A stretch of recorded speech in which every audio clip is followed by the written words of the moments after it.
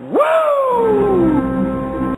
I have a dream that one day this nation will rise up and live out the true meaning of its creed.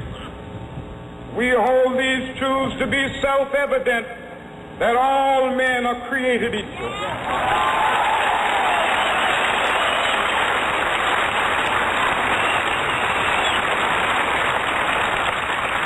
I have a dream that one day on the red hills of Georgia, sons of former slaves and the sons of former slave owners will they be able to sit down together at the table of brotherhood. I have a dream that one day, even the state of Mississippi, a state sweltering with the heat of injustice, sweltering with the heat of oppression, will be transformed into an oasis of freedom and justice. I have a dream. My poor little children will one day live in a nation where they will not be judged by the color of their skin, but by the content of their character. I have a dream today.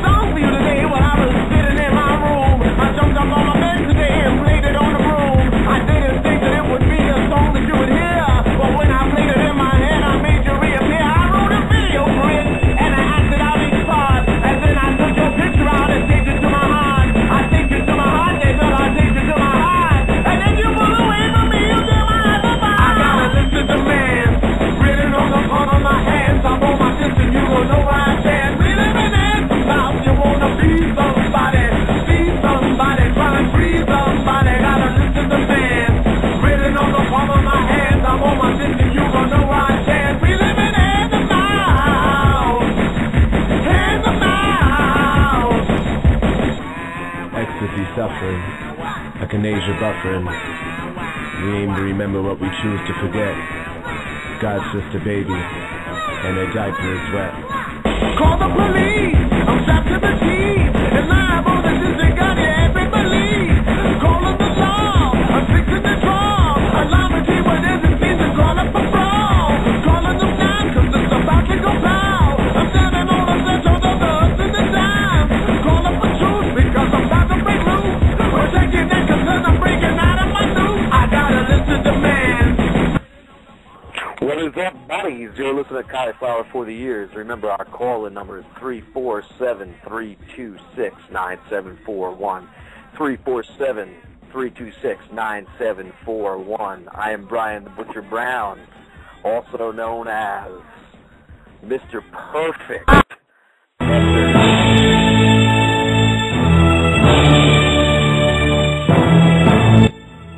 Going 5 for 5 on this Saturday's card and getting my ass back in this fantasy race. Now, catch it up to Mikey Dolan, 1 point behind, and I'm gaining on Nick, and I'm sure that you two guys are shaking your boots.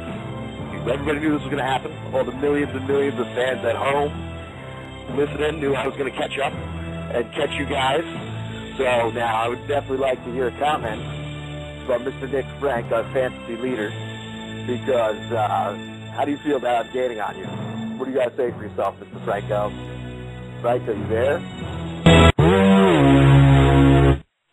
Of course he's not, because it's Martin Luther King's birthday, and that racist wouldn't show up for this show. So obviously, I can't get any love from that guy. But I know a guy who never leaves me hanging, and I'm sure he's got a lot to say because I'm only 1 point behind him. Michael Delicious Dolan. What's going on over there, Mikey? Mikey, you hear me? Wow, that's 2 for 2. 2 for 2. Silence on the telephone. Silence on the telephone. I guess I'm here solo. I'm like a man abandoned. 2 guys who couldn't show up to face the music because they knew this guy is going to put the whooping on them from here on out. We've got 3 events left. I don't know what the scores are, but I know I caught up. Okay, I need Nick Frank here for that because I don't know any of that crap. But hold on a second. Bear with me. I got to change the info for this show. Now let me erase that, and let me post this up. Let's see here. And there we go. Okay, new show info. All right. Well, anyway, as you see, I'm all alone, everybody. And I guess I'll jump into the card. I'll let you know how it turned out. But, of course, my brother wouldn't leave me hanging, so let me introduce Bill Brown. What's going on over there, brother? How's it going there, sir? You're sounding all sorts of lonely tonight. Yeah, I know. I'm very lonely. I'm very lonely. I felt like I was going to... What's that? I said, I mean, it's not, it's sort of expected for Mr. Franco to sort of leave you hanging there, but for the Delicious one to not show up, that's just unheard of. Believe me, I was shocked myself. I was very shocked myself. I figured I'd get one response when I went to them, but like I said, I think I'm 1 point behind Dole. That one I'm pretty sure of. I'm probably like 12 out from Franco, so I don't think they wanted to face me because, of course, Mr. Perfect, which please refer to me as Mr. Perfect, because I was not only perfect in fantasy MMA, I was perfect with my football picks this week. As we know, the 49ers advanced to the NFC Championship game, winning a close one against the Saints. Go Niners. I know Frank is also a Niners fan, but you know what? He can go fuck himself. He can't partake in this joy. So I know you're a Giants fan, Billy. They beat the Packers, which I said they would. Yes, they're going to lose horribly next week in San Francisco, so just believe that. And I will not be dragged into your shit talking. Oh, damn it! I cannot be baited on somebody. I've known you way too long. I will not be baited. I've known you way too long. Of course you have. But, I was in this great shit-talking mood. Like, I figured I got to lay it on somebody. I figured, after I got silence on the phone, I thought I was going to be hanging up. I thought I was just going to walk away. But, I said, fuck it. I'm gonna stick with this shit. You're going to soldier on. Soldier on, even though you're the last man standing. Because I don't know if I told you this. Did I tell you I'm Mr. Perfect?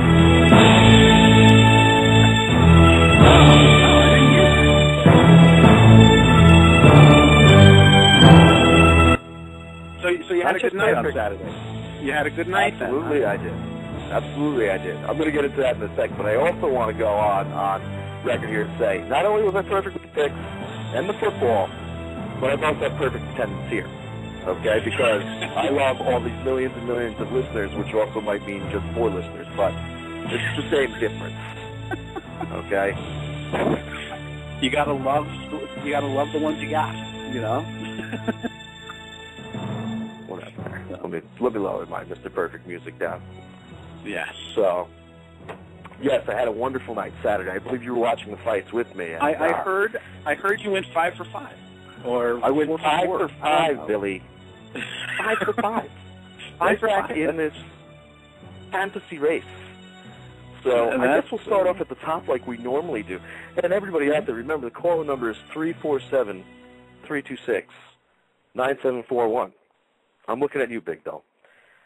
Anyway, so Saturday was UFC 142, UFC Rio, which, of course, the main event pitted Jose Aldo versus Chad Money Mendez. And, really? There were fights Saturday night? There was fights Saturday night. After I had to sit through that, what's that? I thought Jesus was playing in a football game or something. Jesus didn't show up for that football game. No, I believe he didn't answer the calls, and T-Blow fucking got his ass handed to him by Tom Brady, who was like, fuck this guy getting all the press. I'm going to show him what a real quarterback looks like, and raped his asshole. Jeez. which is the way it should happen. I blame it all on Jimmy Fallon. You know, he just hit way too close to home with his T-Bowie, you know, and Jesus said, goddamn right. Goddamn right. I'm tired of showing up. I'm not showing up. Saturday, and I'm supposed to, I know it's Saturday, and I am supposed to punch in, but you know what? It's almost Sunday. It's a late game. I might as well fucking take the day off. It's bothered me every other Sunday. I know. Fuck that guy. Yeah, you know, he you know what, he called in way too many favors over the last few weeks, and Jesus just said, look, dude, enough, all right? I can't do it. Well, nobody likes a taker. Cannot do it. Nobody likes a taker. What is he giving back, seriously? Comedy. Yeah, that's about it, you know. Yeah. Go to hell, Tim Tebow. Fucking devil worshiper. Wow. So anyway,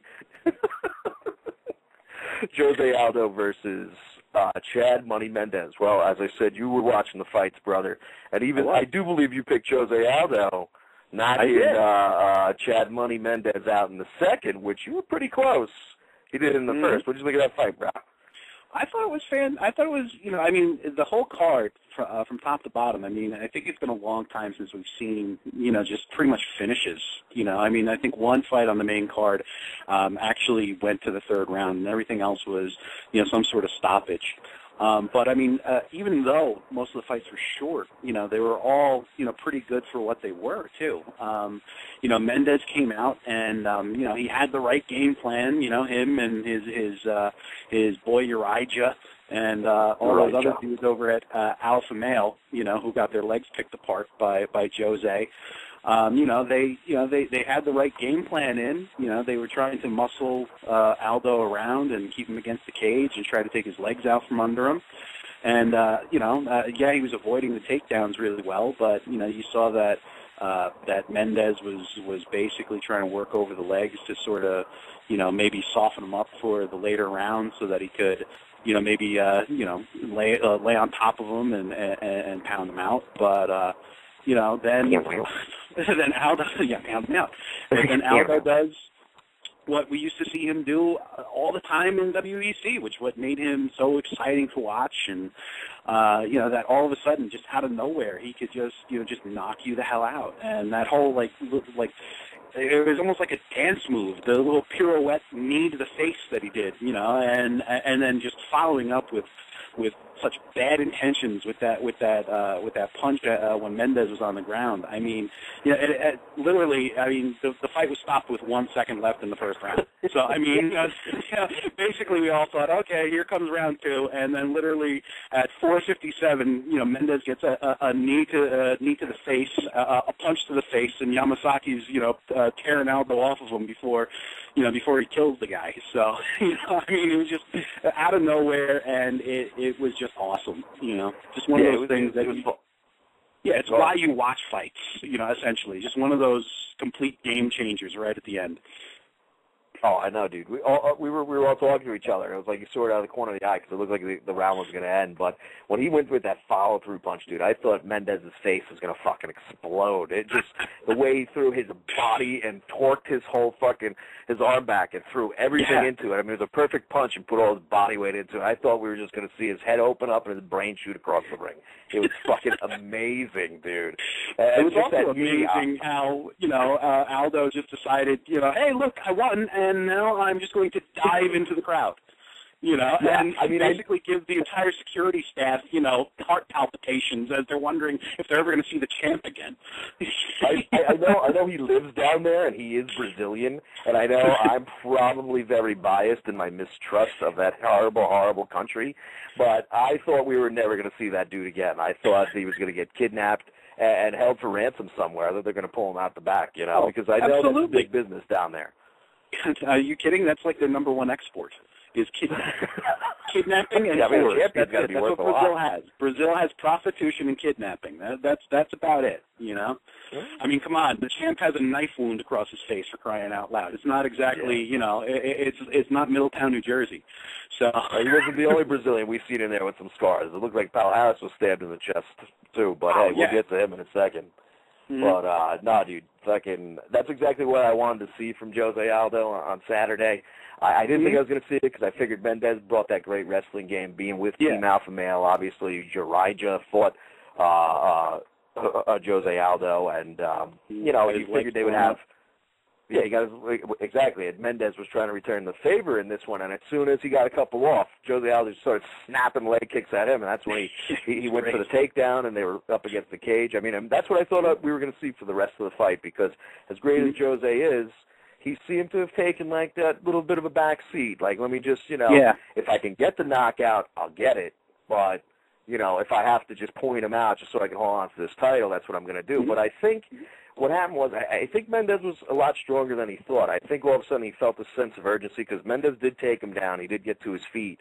And Mendez seemed like he was going to keep working at it. I think a little bit of urgency went off, and Aldo said, if I start to get tired, this dude is going to be able to control me. And then all of a sudden, as soon as they broke, he threw that knee, and then obviously, like I said, he just fucking blasted him on the ground. There was no chance for Mendez to recover. It was amazing. It was something great to see. Yeah, I'm one of the ones that, over the past, bunch of months, anytime we brought up, Jose Aldo, I'm one of the ones that said that, ever since he became champ and ever since he made the move to UFC, that I've been kind of a little disappointed because, he was so explosive and such a killer in the WEC that, you knew as soon as he was on the card that, something ridiculous, something was going to happen. But I've been saying that, ever since getting the belt and making the move to UFC, that he's been kind of playing it a little safe. And last on Saturday, that just wasn't it. I think it was a bunch of things. I think it was he was jacked being in front of basically a home crowd. Obviously he was. I mean, the guy disappeared into the sea of Brazilians. Right after the fight was over. I think you're right. I think that Mendez was stronger than he was expecting, and he wasn't going to just be able to stay away and pick him apart. And that Mendez was going to fight, and he needed to. He just needed to sort of end it when he could, and he found an opening. An opening where I didn't see one. It was that quick. He just spun around, smashed him in the face, over. 1 second before the end of the round. No, I think what happened was I think he just wanted to land a quick knee to the body, and he saw the chin open, and it's like he changed direction. And when he smashed him, obviously, he was out immediately. I mean, Yamasaki was coming in for the stop already. And then the follow-through, I mean, if that was me, I know I would have been dead. That dude's a fighter. That's the only reason why he's able to take a shot like that. He's used to shit like that. Well, that was violent.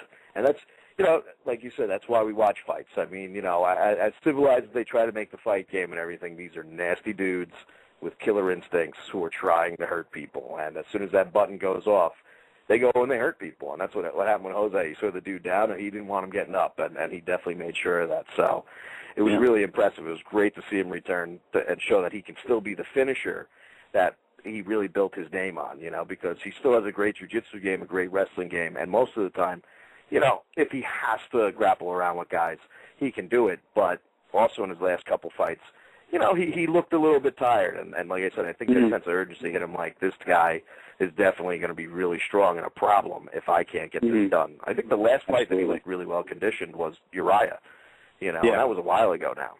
Absolutely. So, he's been dealing with injuries and everything, but it's a good thing to see. So I'm very happy to see the finisher return. But I guess we'll move on to Vitor Belfort versus Anthony Fatty Johnson. And this one, I'm really disappointed Nick isn't here because, there's a lot of things Nick said last week. Like calling him Black Anthony Johnson? One of them, dude. What's that? What? If Nick was here, wouldn't we be calling him Black Anthony Johnson? You're right. First off, yes, we would have to refer to him as Black Anthony Johnson. And on MLK Day, that Nick, if you remember, exactly on MLK Day, Billy. Jesus Christ! Come on now, don't do that. Not in this house. There's quite a few things. I mean, this was also the fight before he called out who he was picking in this. He went into that tirade about the Green Bay Packers offense coordinator's son. None of the facts are right, by the way, that he called out. He called the guy child molester. He didn't touch any children. Okay, and since he got here, I will disparage his name and show him that he is not a fact checker. Wow, I was about to, because I was going to say I don't know what I was bringing to the table because I'm not stat boy. I'm not going to go and check any facts or anything like that. I mean, I thought that was Mr. Frank's, strength. There was the fact that he actually did some research. Apparently, he's just a storyteller and a fibber. He's and just a straight up fibber. And as hysterical as I thought it was, I was just laughing because obviously child molesters are detestable. So, yeah, it's a good thing the guy drowned. And who knows, maybe the guy's a scumbag. Fuck him, he's dead. But actually what happened was he was 18 years old, and apparently he was at a party and some girls were drunk. And he, I guess on paper, because of course we weren't there, but since he had to deal with these charges, you could say, he sexually assaulted, as it says in the court papers, 2 girls above the age of 16. So that means they were going to be turning 17 at some point, and he was 18, which means there's no such statutory rape because in some states, 15-year-olds is legal for a 30-year-old. So, is the guy possibly a scumbag for assaulting a couple chicks? Sure, but he wasn't a kid toucher. Okay. I just wanted to bring that up. Also, what Nick said right after that was, mark my words, Anthony Johnson will be the UFC middleweight champ by the end of the year. And that's the big one. I just wanted to bring that other one up for if he does listen to this show. I just wanted to fuck with him.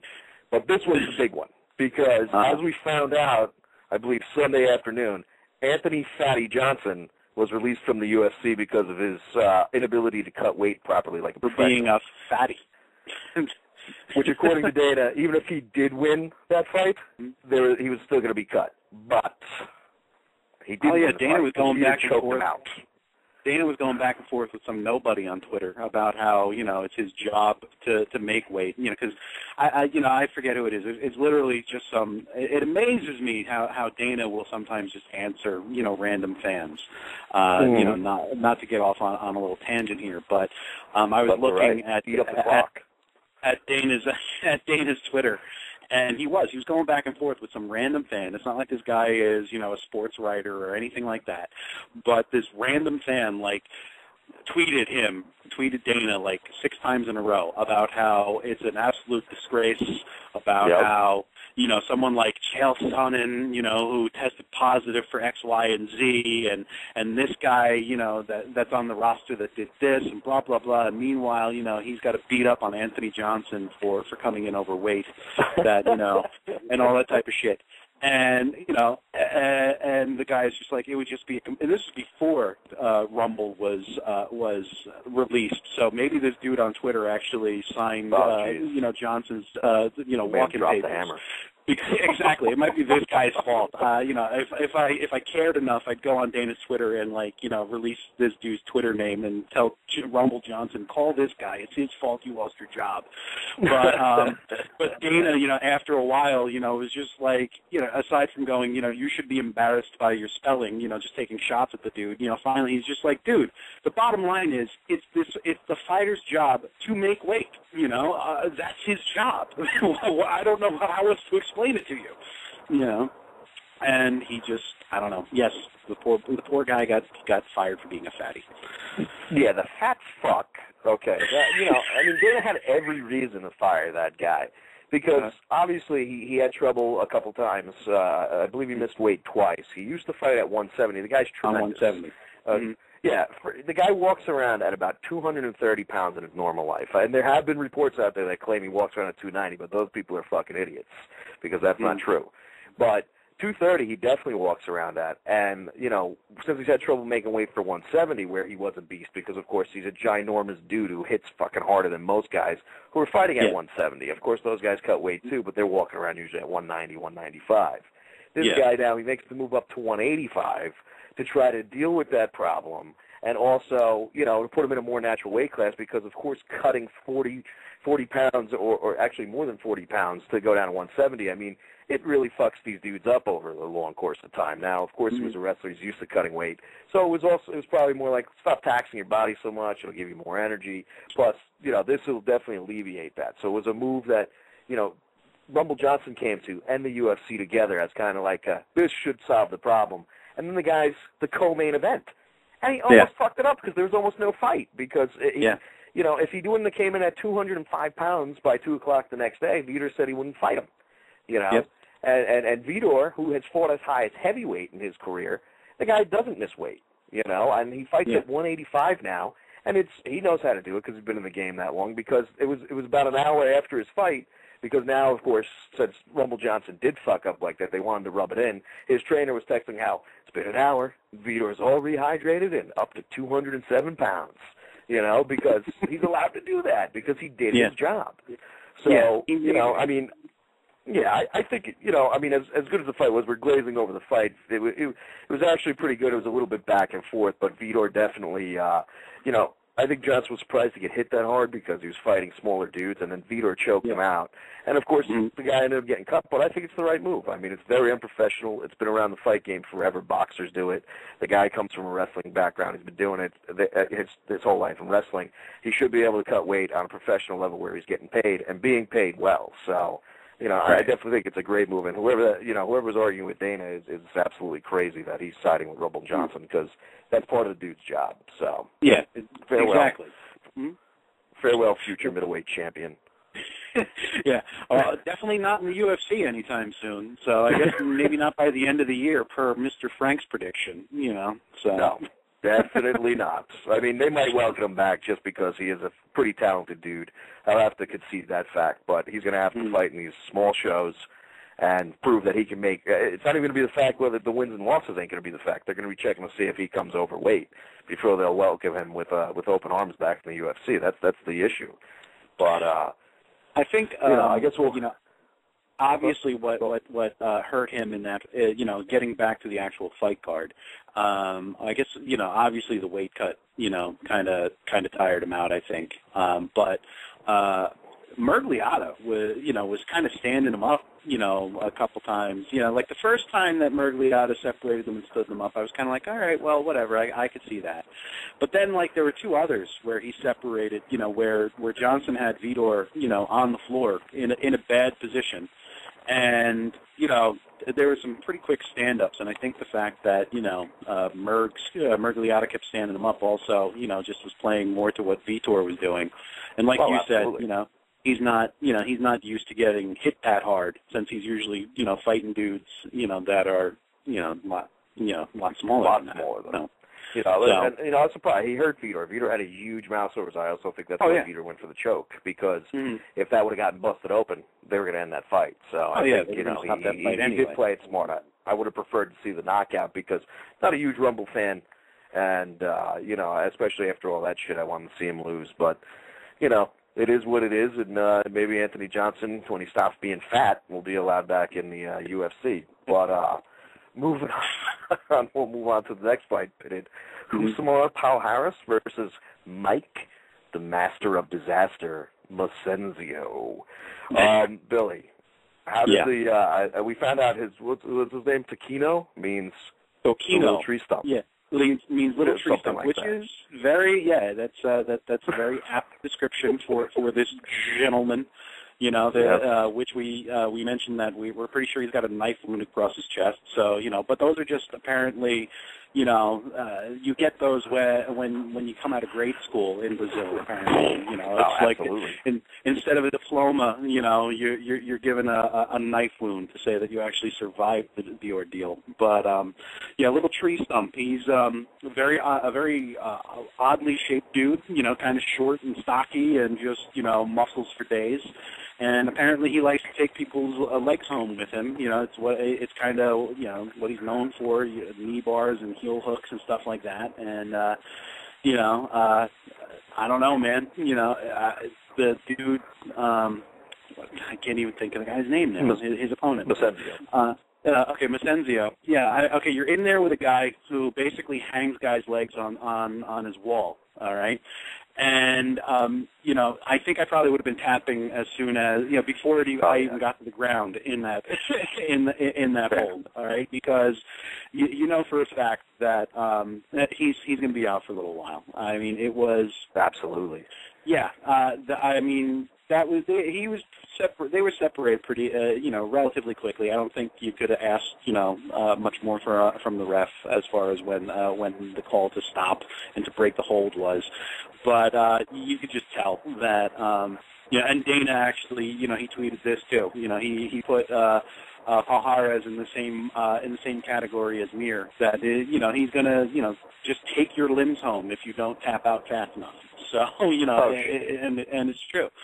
Yeah, but no, I mean it was another nice, interesting fight, and Paul Harris, he pretty much dropped to the ground to do it on purpose too. It wasn't even a matter of being put on his back or anything like that. He didn't really get knocked down. He literally dropped and pulled that.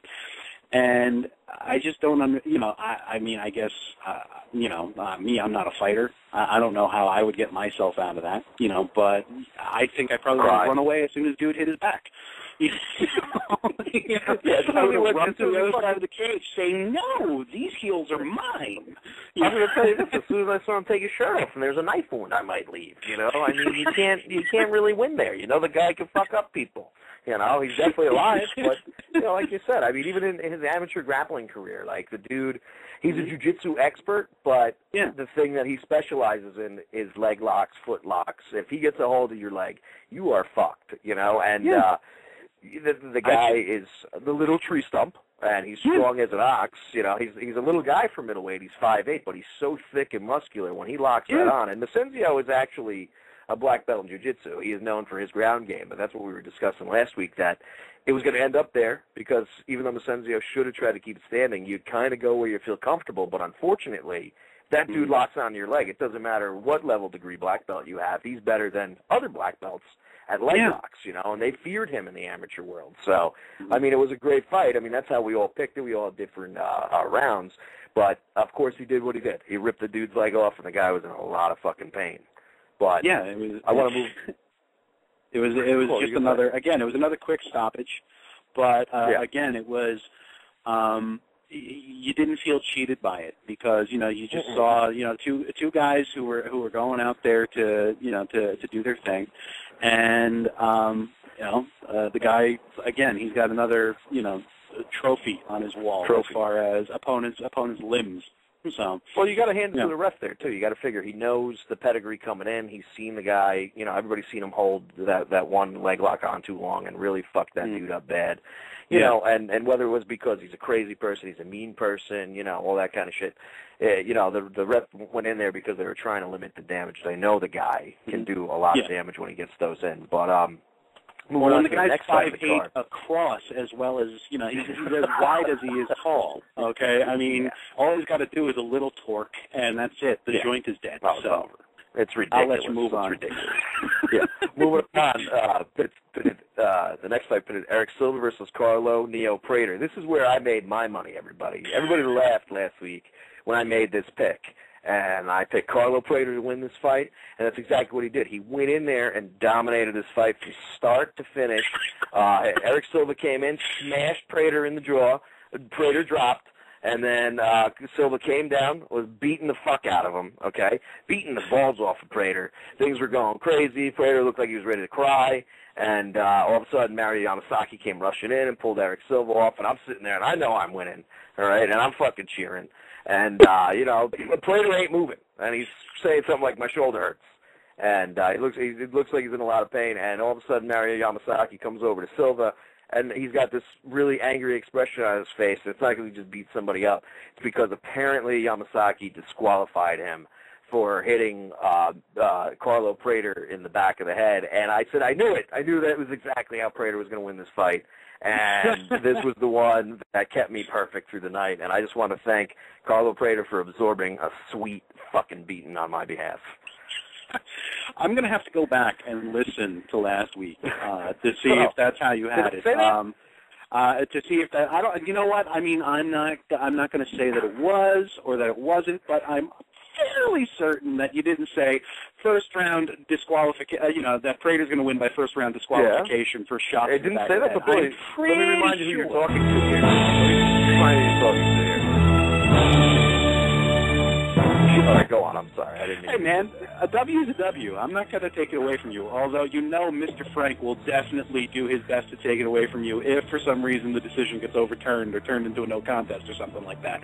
You know for a fact Stat Boy is going to be all over that like stink on shit, man. But, as I pointed out with my tirade before, he's a good fact checker. But anyway, go on. But, well, when it comes to, burying you in fantasy, he's going to make sure he dots I's and crosses T's. You know that for a fact. So well, he's going to have a tough one because there's no governing body in Brazil, okay? So it's got to go through this guy whose job it is to review it in the UFC, but he has to do it the same exact way any governing body would. So it's going to take a while. So, and plus Silva has to petition it first. So I could get away with these points for a couple months, and then by that time everybody will forget about it. Oh, fingers crossed. Not that I wish for you to have the points taken away or anything like that, Thank sir. you. But Thank you. I mean, it was a complete bullshit call. And I mean, you really can't complain that much about it because Mario Yamasaki, he's one of the better refs in the business. He's not like an Yves Levine where you sit there and you wonder if the guy is going to stop it after the first punch on the ground, or if he's going to let the one guy get murdered. Okay, I mean, literally, Yves Levine, you have no idea what you're going to get. You're either going to get an early stoppage, or you're going to wonder why he's allowing this person to fight. Okay, whereas Yamasaki, he's usually right on the ball. You usually can't have nothing bad to say about that guy. Now, of course, it raises the debate as to whether or not they should have instant replay in MMA. Dana was tweeting like as the fight was happening that he's in support of the idea because Yamasaki obviously botched this call and I mean he didn't really make excuses for it other than the fact that he's got to make a call right on the spot. Exactly. I mean you do it right. Let's see if you can call it better. But, well, I would have called it right, but then I wouldn't have gotten the points. So it's a good thing I wasn't in there. Yeah, but I mean, after seeing the replay, and I don't know. I mean, I kind of like the fact that Joe brought it up, but in a way, it's sort of a dick move to put the ref on the spot like that, in my opinion. Where he brought up the replay, and when you saw that maybe one or two shots actually hit the back of the head, the rest of them, were all on the side of the head. So it's not like. I mean, he maybe had an opportunity to warn him once, okay? So we're going to call, 2 or 3 shots to the back of the head. I honestly don't think that's a DQ situation. It'd be one thing if the majority of those shots on the ground were smashing him in the back of the head. Maybe 5. All right, 5. After the warning or something like that. Then you got to do something about it. But out of all of those punches. Well, the defense there is, of course, like you're saying, more punches maybe. The problem was Prater couldn't continue because, like I said, Silva beat the shit out of him. So Yamasaki, of course, thought he saw the punches to the back of the head, and then he's, obviously you're not going to take a point away if the fighter can't continue. If the fighter can't continue and something illegal happened, you got to disqualify the other guy. That's why John Jones got fucked with the Matt Hamill thing. And I mean, now that's a different situation because that was Mazzagatti, who, of course, even today, Dana was defending Yamasaki but said it was the wrong call. And then he called out Mazzagatti right away, saying that guy has no business being in the fucking ring. He sucks. That's totally different when he fucks shit up, Yeah. And even Joe Rogan said, maybe it was a bad move, but it was all on emotion. I saw a guy get robbed. And I know guys at home are feeling the same way, and I'm supposed to be there to convey their feelings. So it might have been bad to put him on the spot because he is a really great ref, but I felt it needed clarification, Well, so, it's at least Joe, I mean, that right there is, sort of, I guess, a class move because, I guess, he was in the moment and it was emotional because, again, I think, putting Yamasaki on the spot, especially because he generally is spot on, was a dick move in and of itself. So I guess, a half apology is better than ignoring it. So. Yeah, him and Dana had nothing but praises to say about the guy's track record, and even Joe went into the guy's actual history, telling people he's a lifelong martial artist. he knows the game in and out, and everybody's fallible. Even me, I made a mistake Saturday night calling the guy out. That's my mistake. He made a mistake calling the wrong decision, you know. Yeah. So he said it maybe not a great move, but, you know, I'm feeling the same thing people are feeling at home. So I just, you know, it was the spur of the moment. So, you know, it makes sense. But, yeah, it was definitely robbery, but good for me. Yeah. It adds your perfect night. So, you know, fantastic. Yeah. You know, did I mention for you. Perfect? Were you perfect? I was, dude. I don't know. I was. It might be the first time I'm hearing that. Is there a theme song that goes with that? Well, you know, it kind of goes like this. Oh, man, I love it when things don't actually start. You know, that's why when we started this thing, I had visions that we'd be in a fucking, like, studio at this point and stuff, you know, and we're not. I got to press buttons on the computer, and it just doesn't work right. It's a bunch of Not with that blue language, sir. Not with that blue language. I guess not. I guess we'll move on to the last fight on the card, which pitted Edson Barbosa versus Terry Beat 'em and Eat 'em. This was a great fight. I think we all picked knockout in him. What did you feel about this fight, dude? This was another one that, I mean, it was, in my opinion, it was basically, you know, fight of the night. You know, a lot of good action going back and forth, you know, for almost the entire round. And, I mean, for a while there, it looked like nobody was going to be right because, you know, it looked like it was maybe going to the cards. And then out of nowhere, like in the friggin' Jean-Claude Van Damme movie, all of a sudden Barbosa, you know, whips out a spinning heel kick and just knocks Edom into next week. I mean, he went stiff as a board. Okay, he basically, you know, turned into zombie Edom, and like you could hear like the cartoon sound for something falling over, like a tree falling over as he just hit. Okay, it was absolute. Again, it was just one of those flash moments that you watch the sport for, that you watch any combat sport for, really, where out of nowhere somebody does something ridiculous, and it changes the whole tone of the fight or ends the fight. And again, you know, I think Joe, who's been doing this for however many years, Joe Rogan, you know, he was saying, I think that's the first time I've seen a spinning heel kick that resulted in a knockout. You know? Absolutely. Yeah, and yeah, so, again, it was amazing.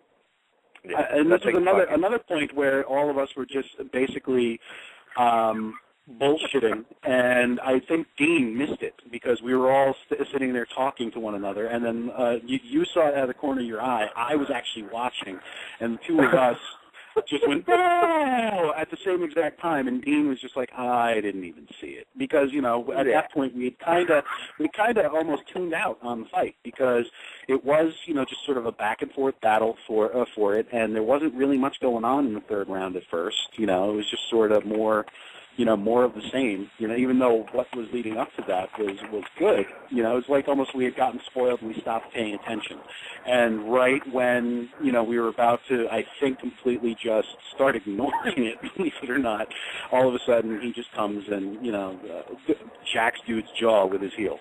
So. Oh, it was fucking incredible. And I just want to point out, as I pointed out in the chat room, Big Doll, you missed a great fucking card, you loser, because this from the start, it was just amazing. I mean, that spinning heel kick, like you said, dude, we were all preoccupied, and like you were looking right at it, Steve was looking right at it, I caught it out of the corner of my eye, and Dean, I think, was looking at his phone, and it was just a shame you missed it. I mean, because it's just not the same when you see it on replay. Of course, you see the replay, and you're like, it's great and all, but I didn't see it actually happen, because it's great to see a dude, pretty much the lights go out, he shuts off, and he just fucking falls backwards, and, you know, it was amazing. I mean, we all felt it because Barbosa is a legit striker.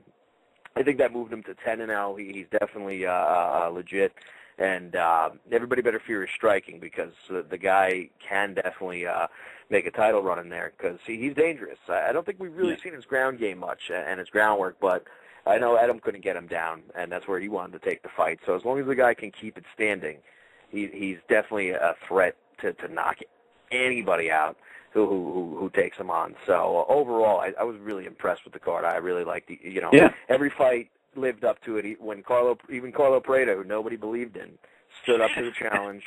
and did what he needed to do to win that fight. And even if that's turtling up like a baby and crying, he won, okay? And that makes exciting fights. That's why you watch it. That's why you watch fights. That's why you watch any sports, because you don't know what's going to go on, okay? You just don't know. How many people picked the fucking Saints to win on Saturday, you fucking morons, okay? How many people picked the Packers because they want to lick Aaron Rodgers' balls? Like I've always said, Big Doll will attest to this. Big Doll, you can answer in the chat room or you can call in. Didn't I always say, all it's going to take is 7 years, and Alex Smith is going to turn into an elite quarterback. And I said, fuck that guy Aaron Rodgers. I never wanted him on my team anyway. And now look, where's he? He's sitting on the rail. Alex Smith is going to go fuck the Giants in their asses and go to the Super Bowl, okay? Hooray for the 49ers. I believe that's what I said. Look it up. Get the tape.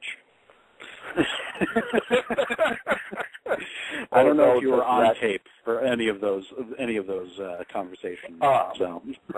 We weren't recording when we all lived at 190, because if we were, I'm sure it's there. And Dolo's response to that is discount double check, and think you said 10. You said it would take 10 years.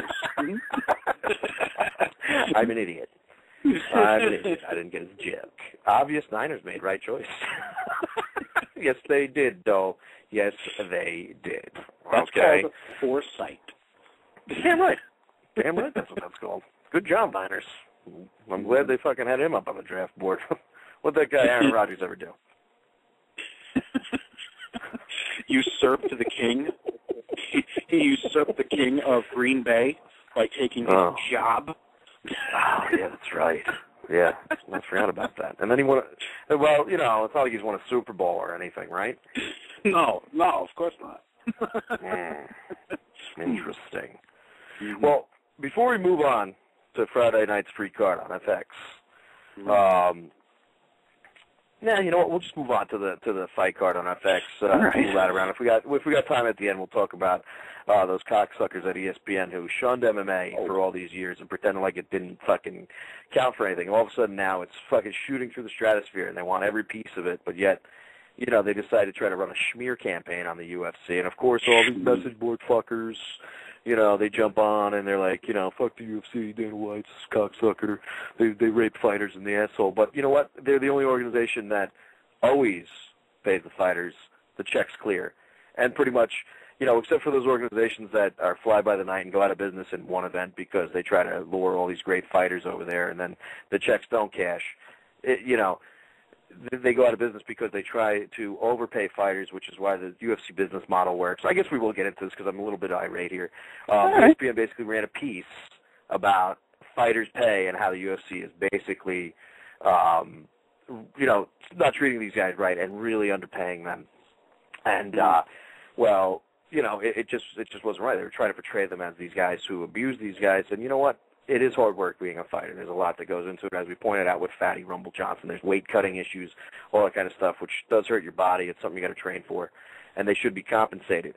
But they do compensate them. And did you see the response that Lorenzo Fertitta showed? Because apparently they had the whole interview. Yeah, I saw that, and I mean that's one of the things that that Dana said when he posted the whole video is that.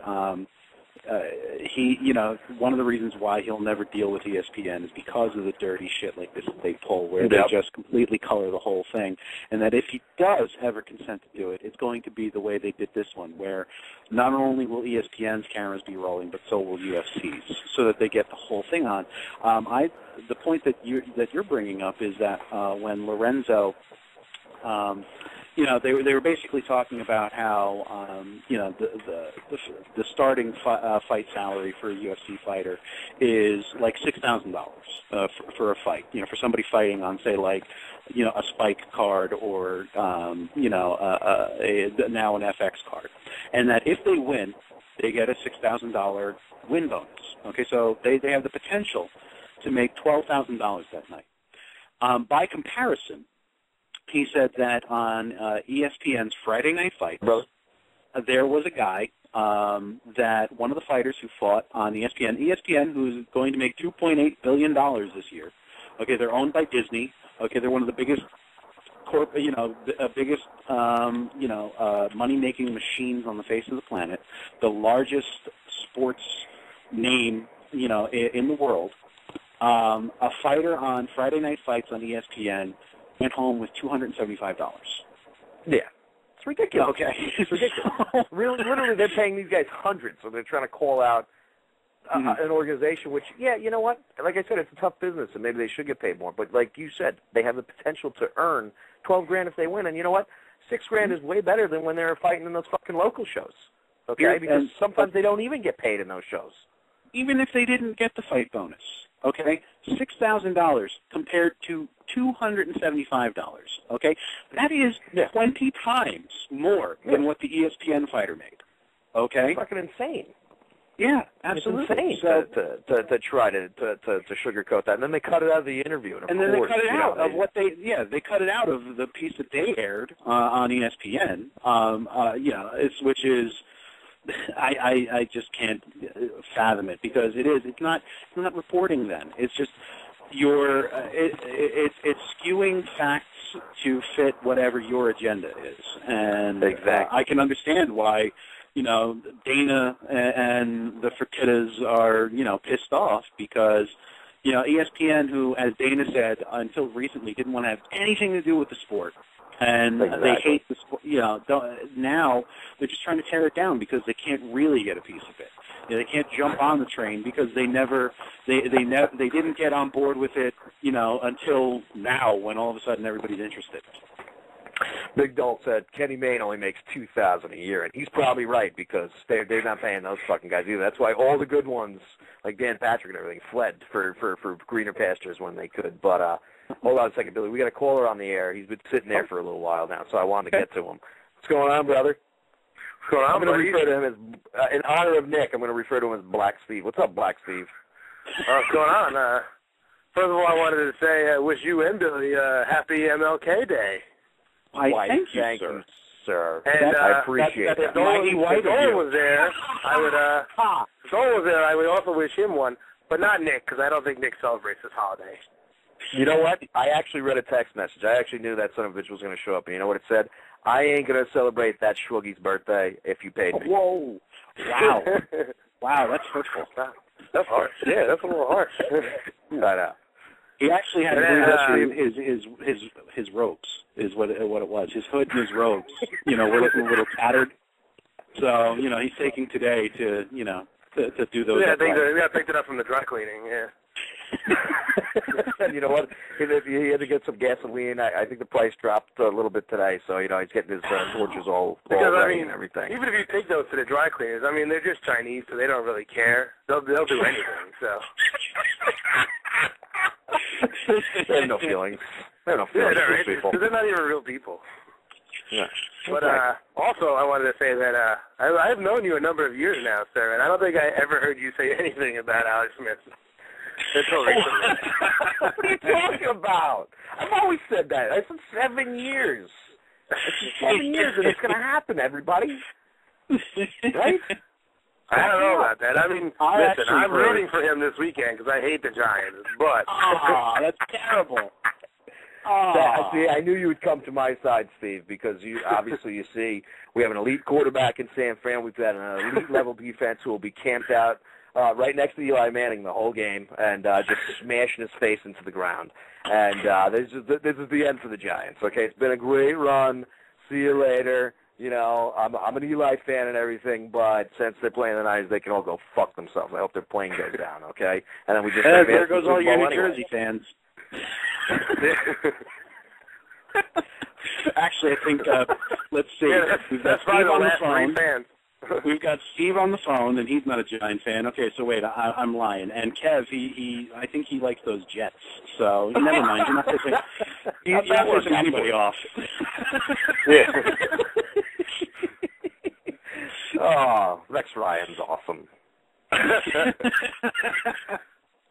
But I'm on a jet because I'm going to head home and hit some dollar menu action and feed my fat face. But I just have to call in with that. At least you won't get fired for not making weight. No. If that was on the line for me, I'd fucking be fired. I'm a fat fuck. Like, I'm a real fat fuck. I mean, I don't want to call Anthony Johnson a fat fuck, but we're real fat fucks. I'm not a professional athlete. Professional. I am an athlete, but I'm not a professional athlete. I agree. I'm an athlete as well. Yes. Yes, you are. You should see all the energy that I'm expending when I have these videos up that I like to look at when I'm sitting here at the computer all day. Oh, jeez. You're constantly working out. Every time you stand up, you start sweating. So I mean, Kev says Jets all day, baby. I will stay. I guess he was getting ready to log off.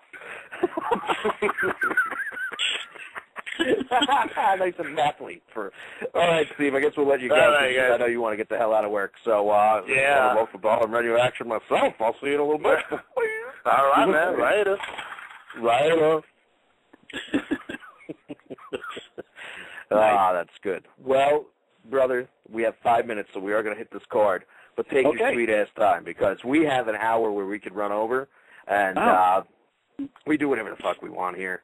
I know, most of the time we jet out right away, but I'm not overly concerned with it. Of course, we'll be wrapping up soon, but Big Doll says he's going to stay, so now I'm going to make him stay up later. So that's why I'm trying to drag this on. So I don't want to make it a good night's sleep. I want him to have a bad day at work tomorrow and screw up. Okay, so anyway, I know it is. This Friday is UFC on FX. I believe it's the second card now, correct? I think so. I think that's what they're calling it. So, he just put these up, this dick. I'm going to say 2. Might be 1. If I'm wrong, shoot me. So guess what? Sometimes I don't check facts either, but I like to check other people's facts when I'm not sure if they're right, so I can say they're wrong. But UFC on Fox on FX2. The main event pits Melvin, the young assassin Gillard, versus New Jersey's own Ginger, Jim Miller.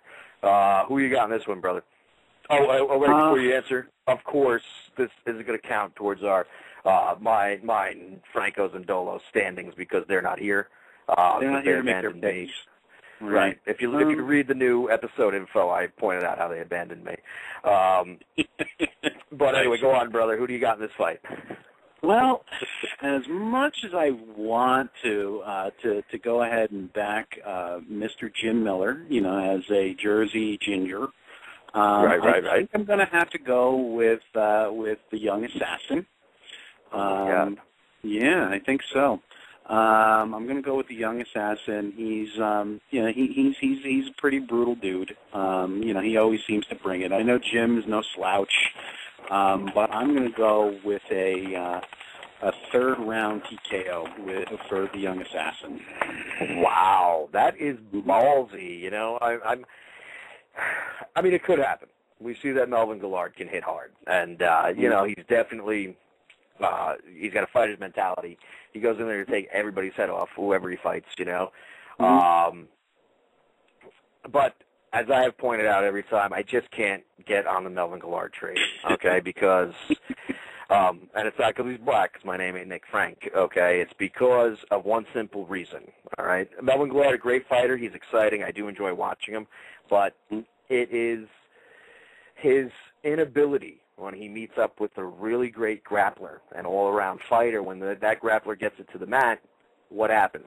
Rear naked choke, baby. It's almost fucking textbook, It's almost textbook with him anymore. Joe Lozon, he goes in there, disrespects him. Now, we all know Joe Lozon's a great fighter. He always steps up, especially in big fights, chokes out Gillard. Now, we got Jim Miller here, who's a warrior, who has been in a lot of heavy-duty fights in his career. And he is definitely a ground technician who can also stay on the feet and loves to swing. Now, I don't think he's going to knock Melvin Gillard out. I could be shocked because Gillard has been knocked out before. But especially if he gets hit by one of those big rights from Melvin Gillard, he's going to take it to the ground immediately. And then you're going to see what I just said. Jim Miller's going to fucking crawl up his back and choke him out because Gillard ain't going to be able to defend it. You know what? I agree with what you're saying. Gillard has shown that, if there's one thing he can't do, it's, he basically has almost zero ground game and zero ability to to defend the rear naked. Jim Miller is a beast on the ground, but I cannot, I can't go against a guy who claims to be a master of American Who Hit You as his martial arts. Oh, you might be bringing me around now. So I'm going to stick with it. I know it's a complete out there long shot, but I figure somebody's got to sound ridiculous making these picks, so it might as well be. Nice. I like it. I like it. It's definitely a chance, but like I said, it's only a puncher's chance because Gillard, he should be better on the ground with all the time that he's had in. I know everybody complains, look at like Sherdog and everything saying UFC inflates his record, which they do, but they're taking into account, I guess, since nobody really checked the stats when he first got signed. It takes into effect some of his amateur career, but the guy's been out there forever. He's got I think about 60 fights, and what is he, 28 years old? I mean, the guy has been through it all, which is why he should be better on the ground. But hey, whatever, if he gets a better ground game and actually can block some of these shit, the guy would be vicious. But unfortunately, he just doesn't work on it. So you got a shot, brother, but he's got to plant it on Jim Miller's chin. And it's got to be a good one because Jim Miller can recover quickly. Sun shines on the dog's ass once in a while. You know what I'm saying? And that's what I'm going with. I hear you. It might be the wrong opponent. It might be the wrong opponent for me to go with that, but that's what I'm going with. All right. Well, not only am I going, like I said, the opposite, saying that Jim Miller's going to choke him out, but I got Jim Miller round one. Round one. Out. Yeah, that's how confident I am on that. But I guess we will move on. Because actually Big Dog I don't think can hear us. It just records us. I just realized this. So I guess we'll finish it up and just, no audio guy. Yeah. Oops. I'm just going to write oops to him. Oops. Forgot it cuts off. It's still recording. Stay up and listen to the replay is what I'm going to type back to him. That guy's got a big boy job. You're torturing him. Ass wipe. Okay. I don't know if that goes through because it's cursed, but whatever. All right. He just said, ha. The next fight pits Dwayne Bang Ludwig versus Josh the Dentist Neer. I'm going to ask you again. Who you got? This one I'm taking Mr. Ludwig Bang. Nice. I'm going with... I'm going to go with a second round TKO with him. Wow, very nice, very nice. Mm-hmm. I gotta agree. I think this fight actually has potential for fight of the night because both these guys are going to come out and bang.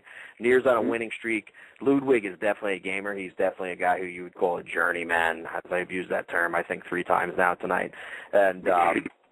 But the guy loves to strike. He's definitely a puncher first, and he's hard to knock out. We saw that Amir Sadala fight, and he definitely took it to Amir, which I was shocked that I didn't think he could. Because Amir, even though he's really early in his career, he's fought nothing but UFC level competition. So I just thought, even though he had a lot less fights than Ludwig in that fight, he was going to win because of the level of competition.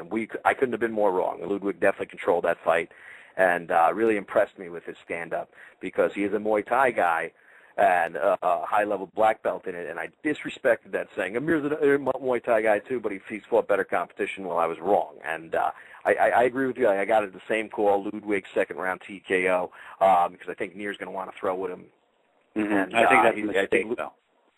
I do, too. I think Neer should definitely try to maybe take it down and work some other shit in there, But, we'll see. We'll definitely see. But I think it has potential for fight of the night because these guys are just going to be fucking throwing bows at each other. They're just going to be throwing, yeah, exactly. They're just going to be chucking. So moving on to the next card is what we were talking about briefly before we got into this. These two guys are pretty much newcomers to the UFC. Easton's had one other fight, so I'm sure both these guys got that contract we were talking about, $6,000 a show, $6,000 a win. And I bet you they're fucking happy about it because you know what the banner says? UFC. Okay? Yep. Now, Mike the Hulk Easton, he was a champion in, of course I forgot to write it down, but before he came to UFC, he's 11-1. He's definitely a finisher. He's fighting Jared, the Jackhammer Papazian, who nobody knows. Okay, the guy's fought in all small shows. Mm-hmm. Hello? But he's obviously hungry. So, at least in my feelings, I think it's going to be a very tough fight. And this guy Papazian is going to bring it because he wants to get signed and know when he leaves that octagon that he's got another fight in the UFC and doesn't have to go back to these house shows. So, even though I think that, I think Mike Easton's going to win a unanimous decision, but I think this Papazian kid might open some eyes. And you know how Dana is. As long as you bring it, he's going to fucking let you have another shot at it. He's going to bring you back. I got Easton UD, and maybe fight of the night because the Hulk Easton definitely likes to throw. This kid, from what I've seen, you know, he likes to throw, but he's a pretty well-rounded, so everything might nullify each other. But like I know I said Dwayne Bang and Neer could be fight tonight, but depends. I think out of the 4 fights we're going to get, those are the 2 that really have the potential to be exciting. Right.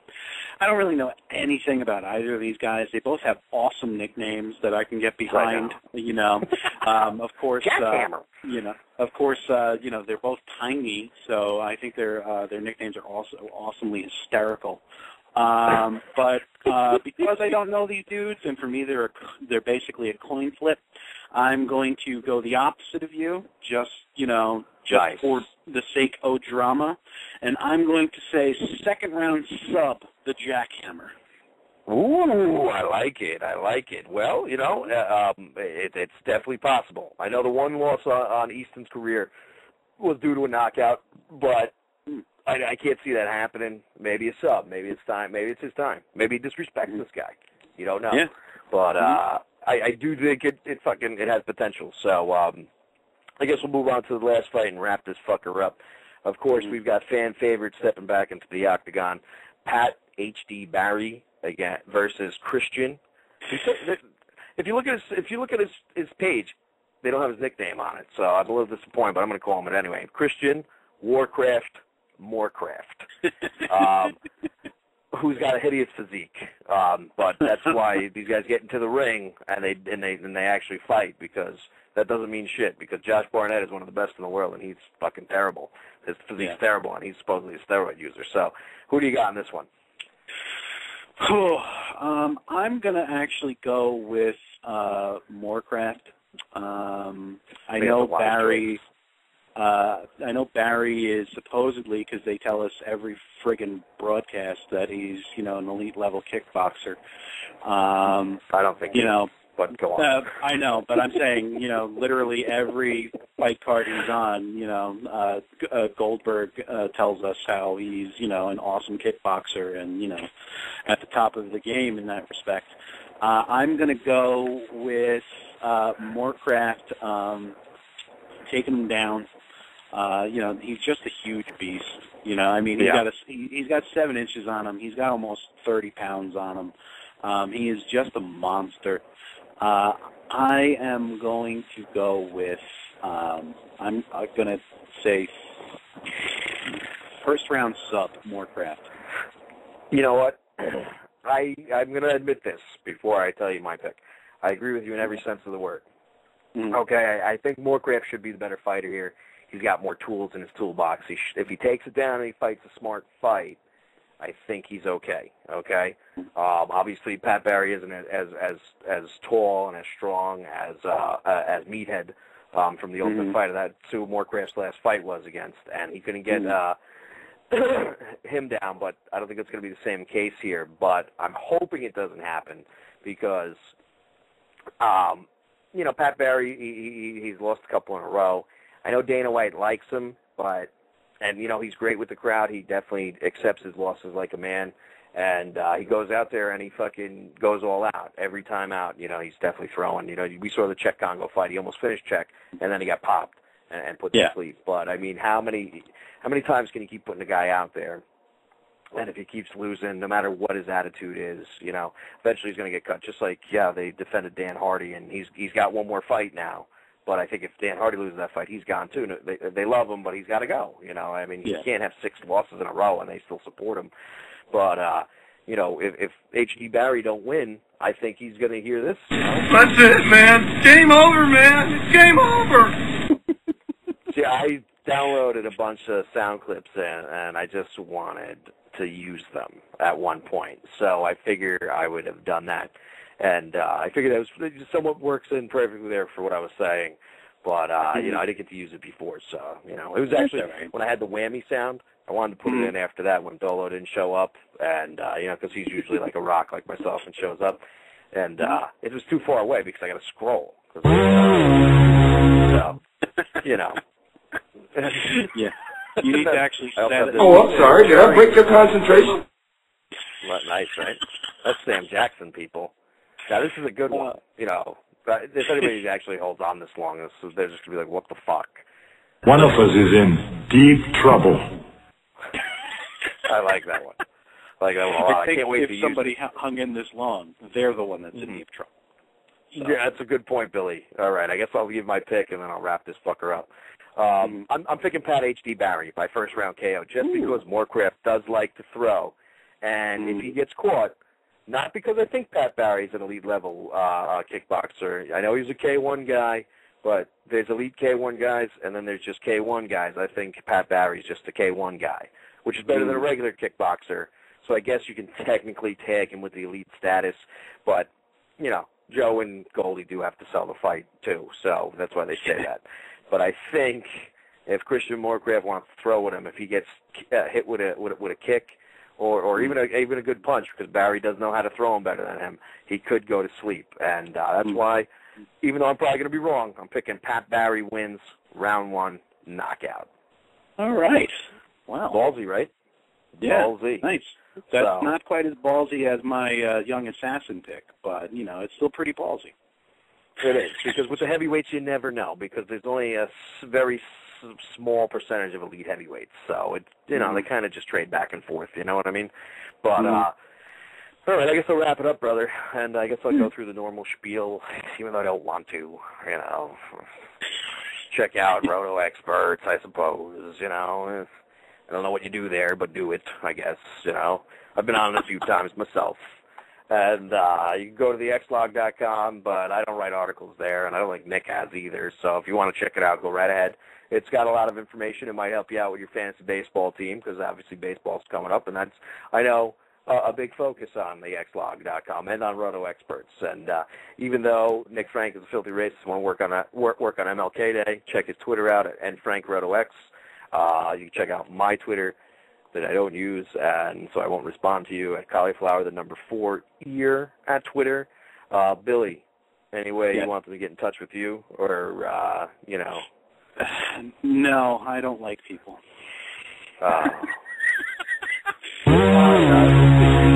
That's what you get, people. That's what you get.